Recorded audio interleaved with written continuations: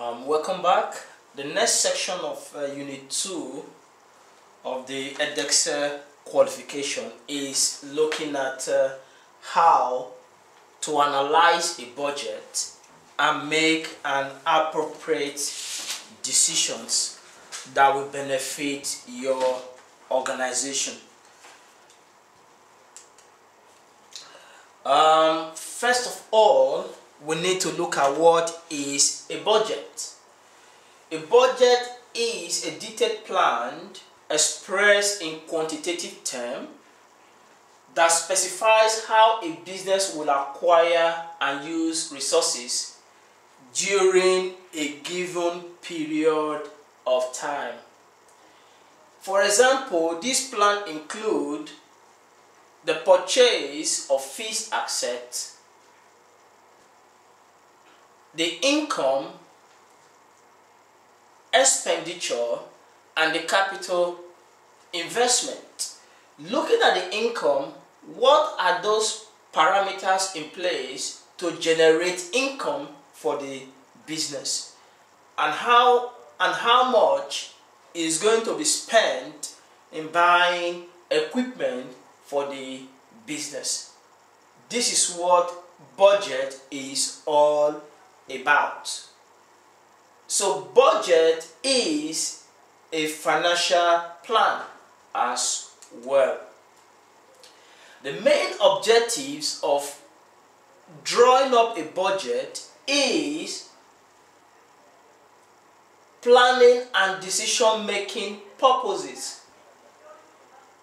Budget entails a comprehensive plan of how the business will run their affairs within a given financial year and how to achieve their set target. One of the objectives is communication. Communicate ideas and plans to ensure all staff are aware of their responsibilities. This is where budget becomes useful.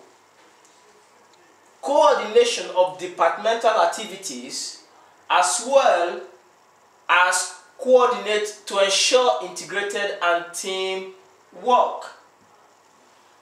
Budget provides framework for responsibility. Managers of cost centers or different departments or departmental heads can be able therefore to see their areas of responsibility, how to achieve their goals, how to achieve their target.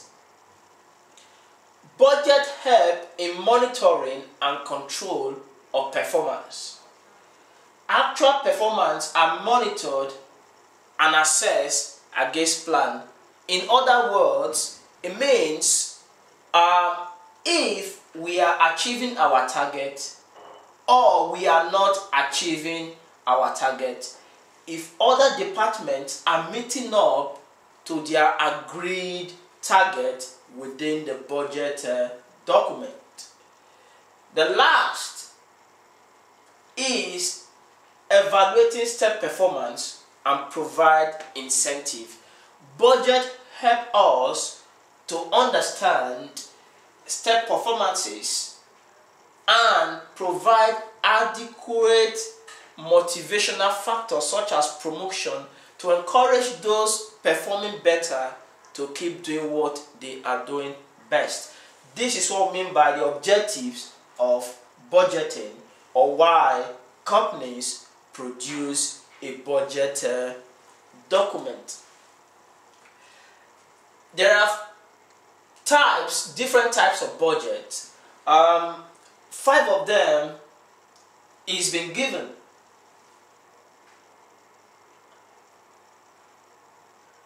The sales budget, the cash budget, production and direct labor budget, the material purchases budget, the overhead budget.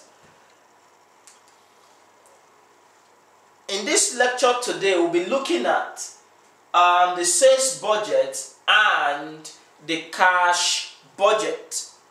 During the tutorials, we might look at other types of budgeting. The sales budget is a statement that shows the the detailed projected or anticipated sales level. Sales budget is the primary budget from which the majority of the other budgets are drawn. It helps businesses to understand how many units will be produced and at what price they are going to sell the product per unit. The following factors are considered before preparing the sales budget. First, the past sales performance of the business, the present economic environment. For example, the European economy is in recession. You need to factor into the sales budget the disposable income values of your customers. The results of the market research to determine the target group that will buy your product, your advertising strategy, competition from other businesses, the government legislation, distributions and quality of sales outlets and staff. These are the factors you must consider before preparing the sales budget. We will move on to a very simple example of how a sales budget looks like.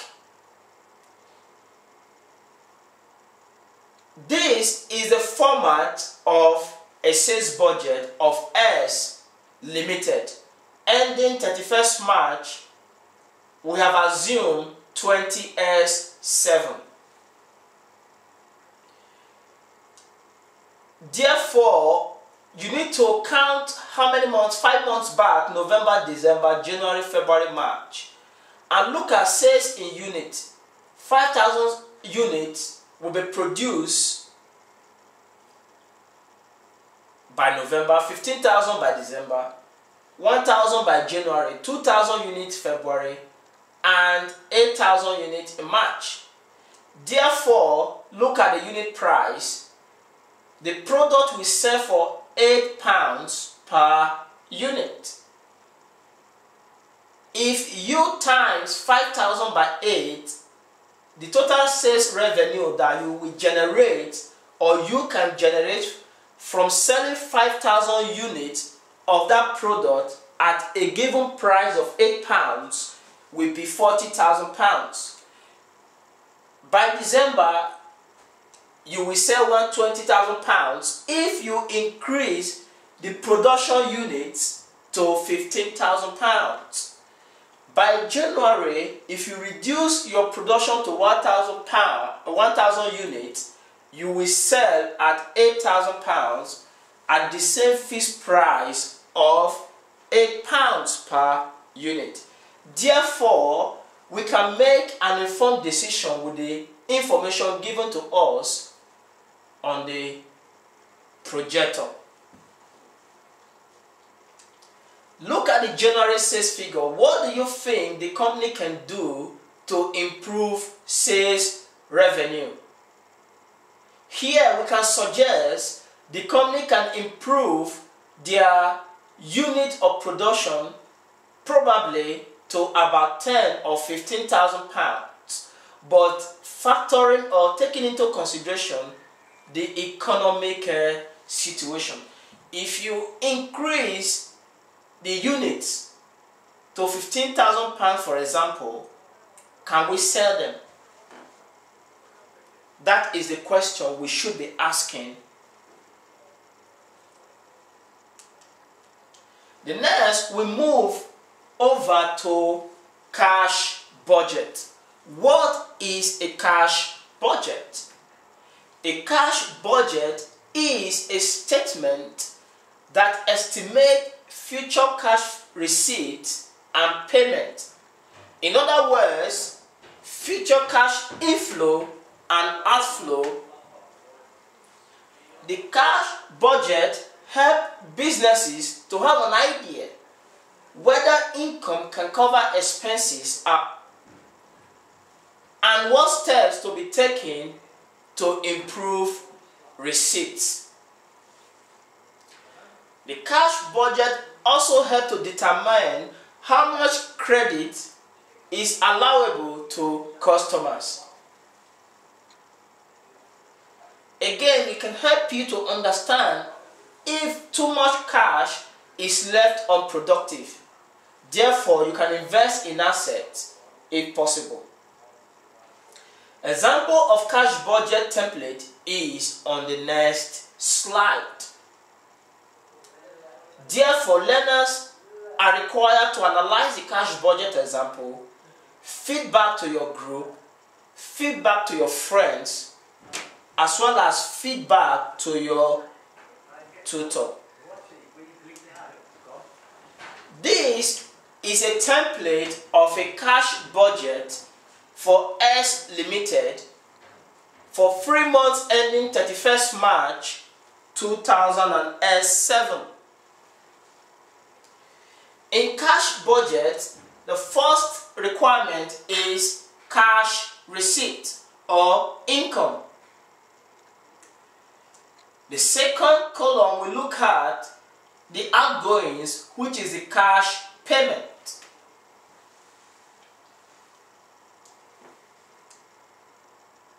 You have your net cash surplus or cash deficit by removing or taking off your cash payment from your cash receipt or income. That will give you either cash surplus or cash deficit. Add your cash balance from the previous months, then you will arrive at your closing cash balance. Let's look at cash receipt for January 2007 for company X. Cash received from debtors, people owing, is £14,000. Cash sales from stock is £3,000. Disposal of fixed asset for January is 0. Therefore, add cash or income from debtors and income from cash sales. That will give you £17,000. That is your total for January for cash receipt. The same thing applies to February as well as to March. The next step is to add your outgoings, or what we call your expenses. In January, payment made to the suppliers of goods is £8,000 by X. Wages paid to employees amount to £3,000.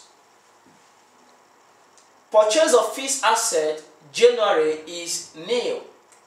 Rent and rate paid is also nil. Other overheads such as depreciation and interest payment amount to £1,200 in the month of January. If you add the payment made to suppliers, the £8,000, the £3,000, the £1,200, and repayment of loan of £2,500, that will amount to £14,700. If you deduct £14,700 from £17,000, that will give you a cash surplus of £2,300.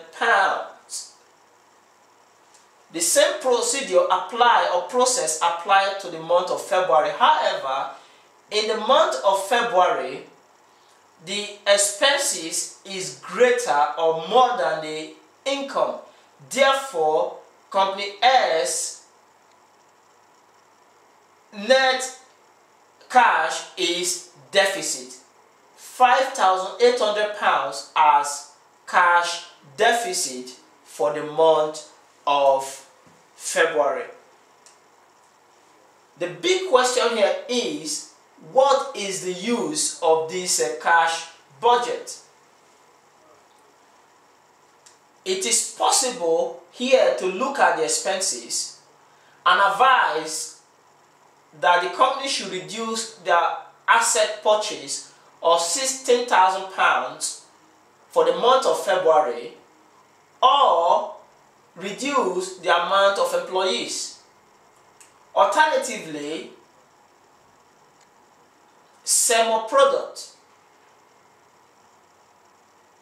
to increase the total cash receipt. This is a template or how we produce the cash budget.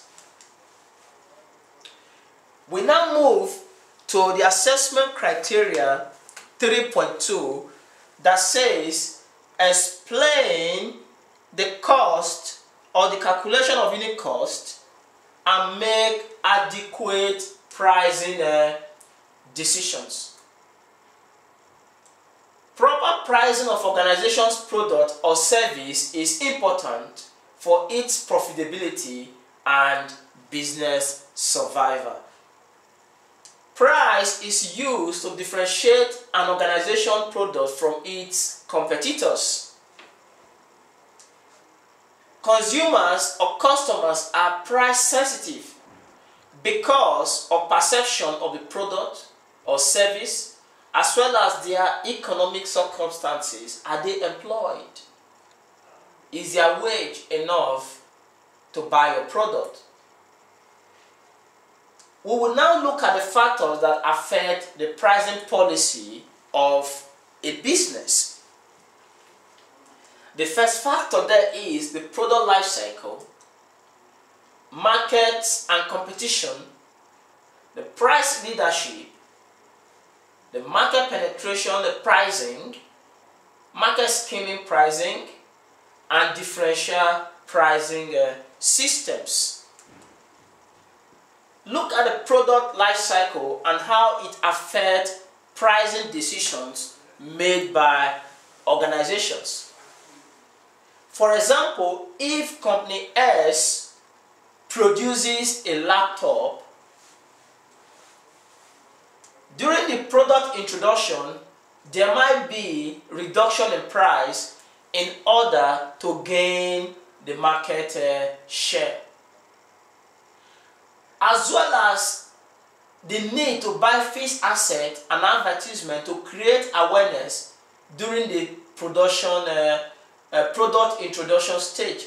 Therefore, either price of the product is increased or reduced or kept at a minimum level that correspond with the other competitors in the market environment. The same information applies to the growth stage.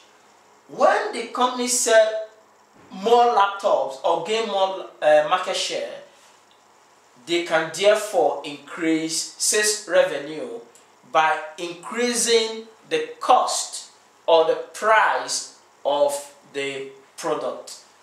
Same situation applies to maturity. At the stage of product saturation and decline, it is possible to make a decision to stop selling the product or reduce the price as the product has reached its end life cycle. The second factor that affect pricing decision is the market competition. Price cut or increase by rival firms, which is called price war, for example, between Tesco and Asda and Sainsbury, can lead to a reduction of price. This is currently happening in the UK, where the big chain supermarkets are cutting price to attract more customers.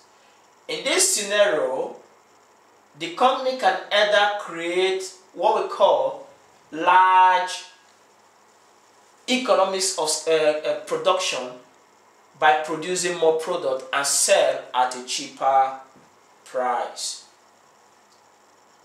The price leadership, the leaders of big corporations such as Tesco, Asda or Sainsbury in the sector determine the price of goods or services.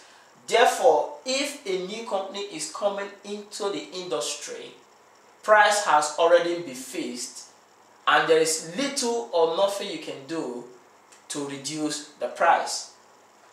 Market penetration pricing, low pricing strategy to gain market share of new product.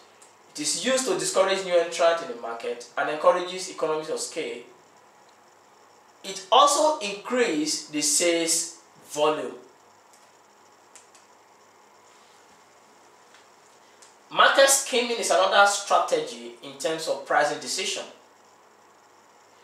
Charging customer higher prices when a product is first launched into the market. For example, Apple, some of them were sold for about £400 as compared to today's price of £300 or £280 because the product was introduced and sold immediately at a higher price or prices to the customers in order for them to recoup their investment.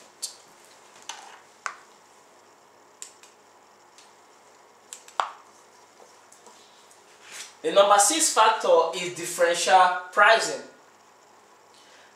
Same product, for example, laptop, can be sold at different prices to different customers, different location.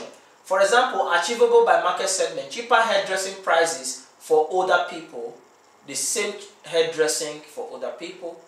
Modern version of cars, location and time, off-peak sales, and peak refer tickets in England.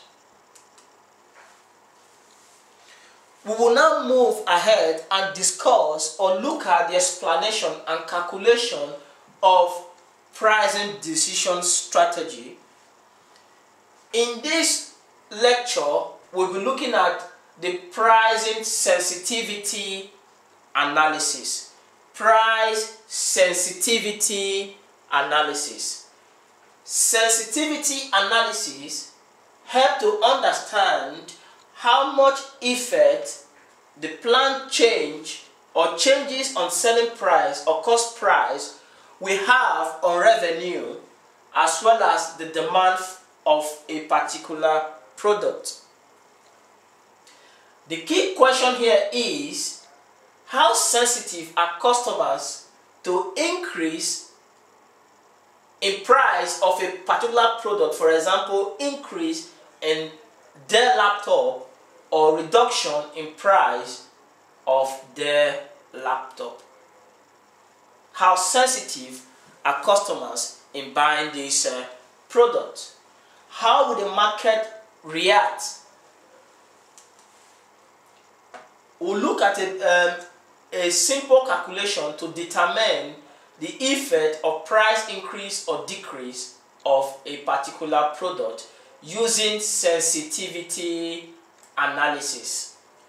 For example, a product is currently being sold at £25 per unit, at which there is a demand of 120,000 units per annum, meaning per year.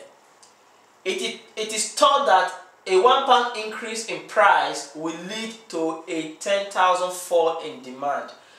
How sensitive is sales revenue to price change in this regard? The company has decided to increase the product from £25 to £26, and this will lead to 10,000 unit fall in demand from 120,000. Let's look at the solution. First, current total revenue, what is being sold at the moment is 120,000 units of this product multiplied by £25 of the same product. That will give us 3 million units of same product sold every year. Therefore, if price is increased by £1, demand will fall to 120,000 to 110,000. If you less 10,000 units from 120,000 units, you will have 110,000 units. Therefore, total revenue, the current unit and price will be so that 110,000 times the increase in price of 26 pounds will give us 2,860,000 pounds as compared to 3 million sold every year. Therefore, this company is making a loss of 140,000 pounds as a result of £1 increase in the selling price. At the short term, this might become good advantage in terms of increasing the market share, but bear in mind, loss is being made. In calculating the percentage fall in price as a result of the £1 increase, this can be determined by looking at the shortage or the reduction or the loss of 140,000 pounds divided by 3 million times 100. That will give us the percentage of loss incurred as a result of the decision to increase the product by £1. You are required to advise the company. This company can either maintain the £25 by not increasing the price, or they can as well increase their level of production, what is known as the economics of large-scale production. Therefore, if the price is reduced, for example, to £24, there might be increase in the percentage of return on investment. The next topic we'll be looking at is investment analysis. What do we mean by investment analysis? Investment analysis are analytical tools or techniques used by businesses to make an informed decision whether to or not to invest in a particular project. Project requires huge sum of money, therefore adequate measures should be taken to ensure profitable or more venture are invested on by the organization. Some of the techniques used to determine project analysis or investment analysis is the accounting rate of return, the payback period technique, the net present value technique, the internal rate of return technique. In this lecture today, we'll be focusing on the accounting rate of return. Let's look at what we mean by the accounting rate of return. The accounting rate of return is the profit earned on investment expressed as a percentage of the cost of the investment. The formula for the accounting rate of return is estimated average profit, which is divided by 2, divided by estimated average investment times 100/1. The advantage of the accounting rate of return is that it is widely and easily understood by everybody. However, the disadvantage is that it ignores the long-term value or worth of the project, as it focuses on recouping investment and making profit at the short term.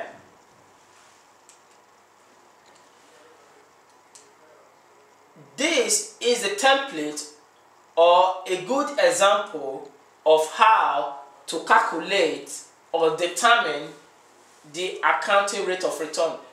Queen Limited is contemplating the purchase of a new machine and has two alternatives, machine A and machine B. The cost of the machine is £10,000 for A and B. The estimated scrap value of depreciation is £2,000 and £3,000 for B, £2,000 for A. The estimated useful life is 4 years for both. That means this machine is expected to work for the company for about 4 years before it is being disposed of. The future cash flow estimated for the 4 years, year 1 is £5,000 for A, £2,000 for B. Year 2 is £5,000 for A, £3,000 for B. Year 3 is £3,000 for A, £5,000 for B.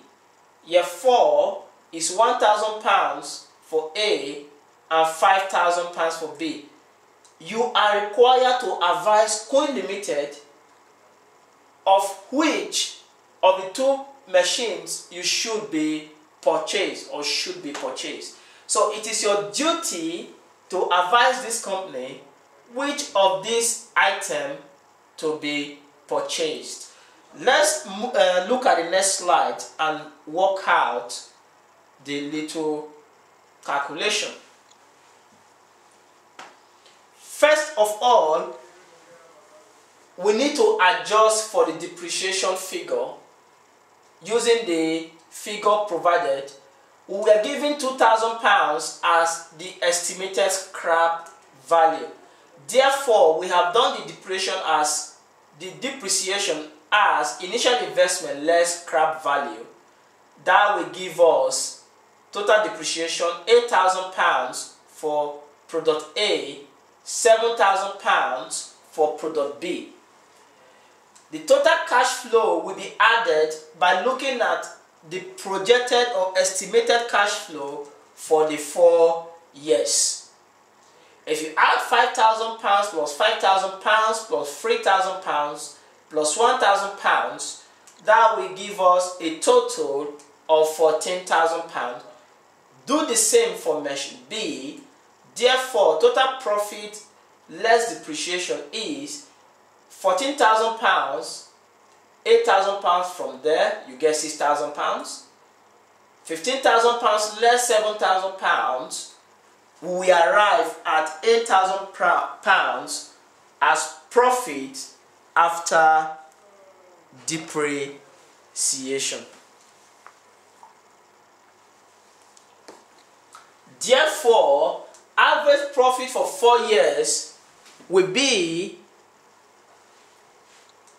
£6,000 divided by £4,000. That will give us £1,500. £8,000 divided by the 4 years. That will give us £2,000 as the average profit. Moving on, let's determine the project cost. If you look at the value of the initial investment from the given question is £10,000 at cost. Then you add the depreciation charges of £2,000 and £3,000. That will amount to £12,000 for the cost of the total project, and for A, and £30,000 for the cost of the total project for B. If you look at the average of that, you get £6,000. The average of the cost for project B will amount to £6,500. £13,000 divided by 2 is equal to £6,500. In determining the accounting rate of return, therefore, we'll divide the average profit divided by the average value of investment. That will amount to 25% for merchant A and 31% for merchant B. So therefore, you will advise the company to purchase this product because it produces higher return on investment or profit. This is a simple step of calculating or determining the annual rate or the accounting rate of return for investment project. The next part we'll look at is to discuss the main financial statement. To discuss the main financial statement. Moving on to learning outcome 4, we'll be looking at 4.1, 4.2, and 4.3. 4.1 says, discuss the main financial statement. In this lecture, we have been able to provide you with 3 main financial statements: the profit and loss account, the balance sheet, and the statement of cash flow or the cash flow statement. Let's discuss profit and loss account. In other words, the statement of comprehensive income. What is the use of the profit and loss account? It is a statement that records income generated by the business as well as expenditure incurred over a given period of time. The statement demonstrates whether there are enough cash in the business to meet the expenses of the business. That is the main purpose of the profit and loss account. Also, items such as the sales revenue, purchases, overhead, profit or loss are revealed in the statement of comprehensive income. It shows whether the business made profit or loss at the end of the given period, usually 1 year. The profit and loss account help the business or investors or users of accounting information to determine if company A, for example, is making either profit or loss. This statement can be obtained from company websites, from the newspapers, from your business website if you are working for a particular company. We will look at the template in a short while. Let's move on to the balance sheet, known as the statement of the financial position. Why do we use or prepare balance sheet? Because balance sheet shows the asset, the liabilities, the capital of a business at a given period of time. The balance sheet shows how much the company owns and how much it owes to creditors. The assets include properties, cash, stock, inventories, debtors, and cash. While the company liabilities will show creditors, bank overdraft, short and long-term loans. The balance sheet also shows the owner's equity, the amount owned by the shareholders such as capital and reserve, profit and loss, and share capital gained from issuing of shares to the general public. Therefore, the balance sheet is useful to determine the long-term solvency of the business, the long-term liquidity position of the business. It either shows if the company will be solvent or not, will be liquid or not, or will go into bankruptcy in no distant time. The last financial statement we shall discuss today is the cash flow statement. What do we mean by the cash flow statement? The cash flow statement simply shows cash inflow and cash outflow of the business, and if cash is enough to buy assets. In other words, it shows where business gets its capital from and how the money is used. The cash flow shows the net increase of cash or decrease in a given period of time. The information is generated mainly from the income statement and the balance sheet.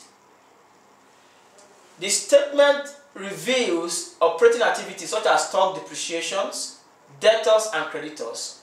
How much stock do you have? What are the depreciation values of the assets? The debtors and creditors figures. It also includes cash from financing activities and investing activities for a given period of time.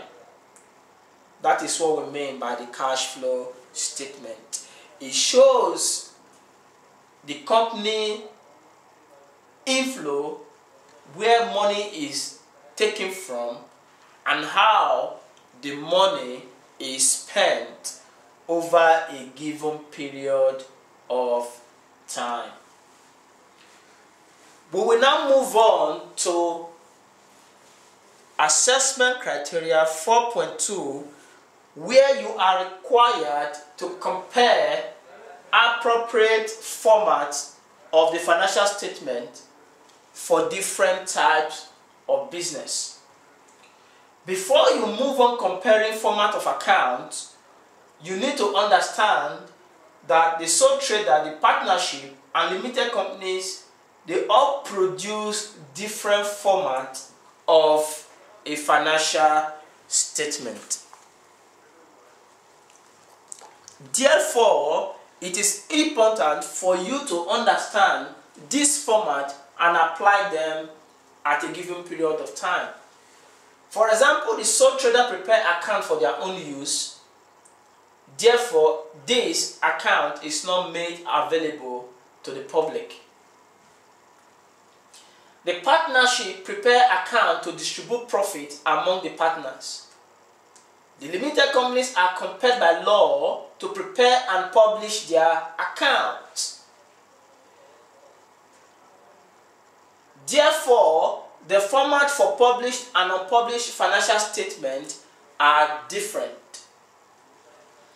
The published statement simply means the statement is made available to the users of the financial statement and therefore contain less information as required by the Company Act. Company Act differs from country to country.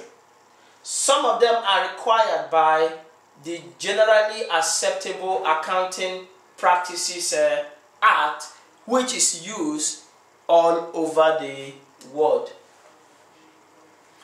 This is a specimen sample of the profit and loss account. The first stage of the profit and loss account is what is known as the trading account. It simply includes sales for the period. Sales returns any goods returned by the customers back to your business. You need to less it and achieve and arrive at the total sales or turnover. So we look at the purchase area, the cost of goods you purchase, opening inventory, how much do you spend in buying those stock in your shop, and as well you add the purchases, and you less return outward, add carriage inward, less your closing inventory as at the period given, and you will arrive at the gross profit. It is worthy for you to work harder and look at different templates or how the trading account is prepared. The part 2 of the profit and loss account is known as the statement of profit and loss. This is a continuation. Do not separate them unless you are required to do so. When you bring in your gross profit from the trading account, what you will have is the total gross profit by removing the discount received. And the other column, we will look at the overheads, or known as the business expenses. The rent and rate for the premises rented, salaries paid to your staff, sundry expenses, stationaries is part of the sundry expenses, discount allowed, the discount given to your customers to enable them buy more products, the bad debt you've written off is part of your expenses because it is no longer an income. The carriage outward, expenses spent on that one, the bank charges in terms of interest, as well as the depreciation figure, you add all the overhead or the expenses, deduct from the gross profit, you will arrive at the net profit. This is a simple format of producing your statement of profit and loss account. I will suggest that you practice and practice more.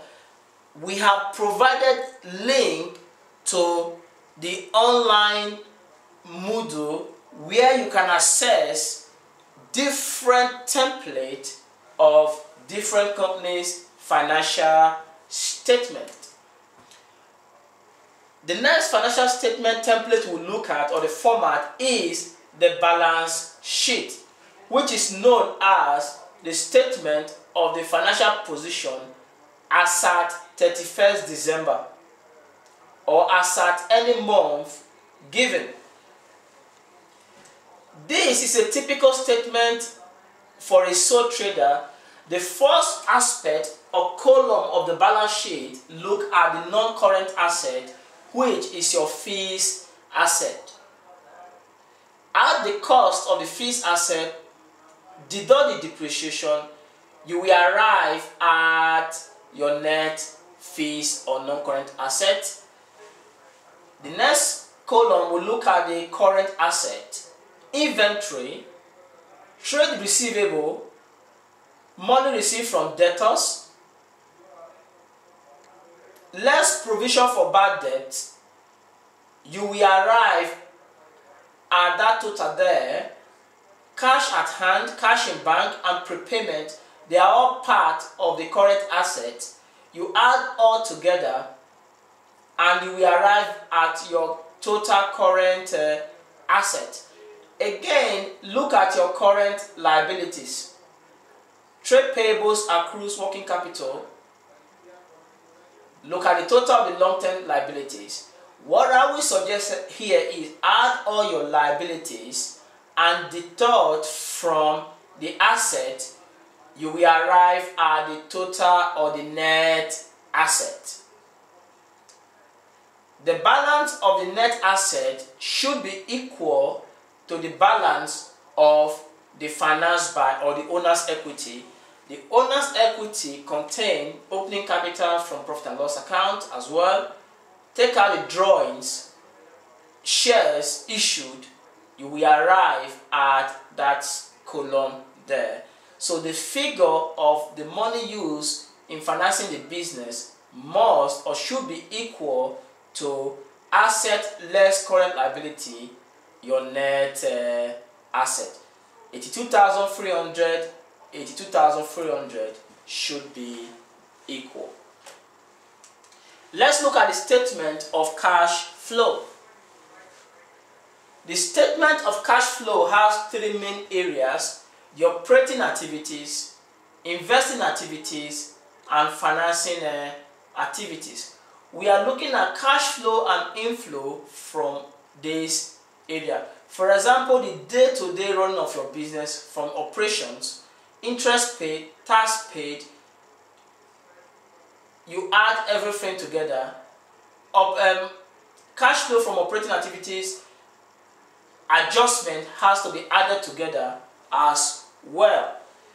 Look at the investing activities column: received from sale of fixed assets, purchase of property, dividend received, interest received. Add them together, you have your total investing activities. Financing activities, how you generate the money to run the business. You issue shares, repayment of debenture loans, dividend paid, total all of them, that will give you your net financing activities. It will show you either you have net increase in cash or decrease in cash equivalent by adding up all the figures. The next step of the account is to interpret the financial statement. While we take a break of 2 minutes, we'll come back and interpret financial statement.